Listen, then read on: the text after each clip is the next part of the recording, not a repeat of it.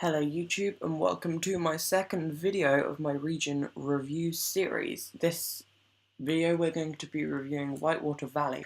So firstly, this region is great for transport because everywhere has all types of transport, so boats, trains and obviously the highway. There is 67% of possible coal, 60% of ore, 40% of oil, 80% of water and 13% of wind. Meaning that the most found resources are in order of how much there is: water, coal, ore, oil, and then wind. There is not much wind in this region, so it will be hard to start if you're starting with power, so that might be something to think of when you're picking this region.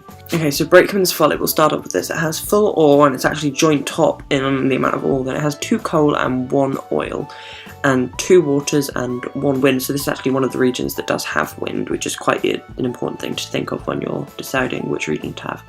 It has rail and boat, obviously. The railway just comes in along the side and you have this big dip here, which kind of makes building a bit awkward, but it's not.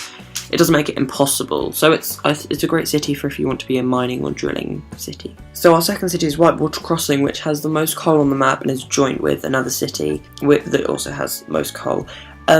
So it also has 2 ores, which is quite good, and sadly no oil. So it has great connections with train, boat and highway, obviously like everywhere else in this region.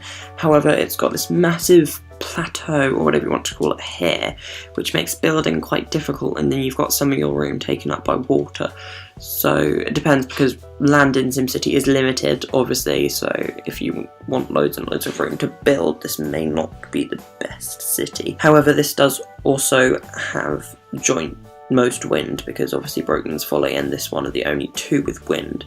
So that's obviously something to take into account. The next is Twain, that doesn't really have anything apart from water, which is rather silly. However, it's great for building on, as it's super flat, it's pretty much completely flat, and to be honest, most of it is buildable on because you've only got these 2 little areas taken up by water, which actually is quite helpful because you have the boat that integrates that you can send stuff away. So this would make probably a great casino city or somewhere like that, but you've obviously got to have power to start off with coming from somewhere else, because if you don't want to have any coal or anything, because they cost quite a lot of money, the wind power plant, you'll have to have somewhere else. So next we have Elm Grove, which has the joint most coal on the map and the most oil, which makes it one of the best cities, I think, because it has most oil and coal, so it's probably one of the best for mining and drilling. It has great exports, as do all the other cities, so you can export all your newfound riches. It also has 1 ore, which is okay if you want to do mining of ore, but obviously I think your whole city will probably be completely full of oil and coal extraction plants. And it also has 2 water, which is okay. To be honest, most maps on here have a decent amount of water, so that is to be expected. However, there is no wind, so just remember that when you're creating. It's a mostly flat land. I think it's a pretty good land to build on. It's got quite a lot of land that you can build on, like Twain, probably a bit more. So overall it's a good city. And finally we have my favourite for some random reason, which is Riverbend, which has a river running through the middle of it and is pretty much all flat, but I think it rises slightly here. I think it's just slightly risen up here, I think. So it has the joint most ore and also the joint most water, and it's also very good for coal and oil. So overall it's a pretty good city. I'd actually say that it's probably better than Brakeman's Folly in terms of mining. However, whereas Brakeman's Folly this doesn't have any wind, so for starting off this might be quite difficult.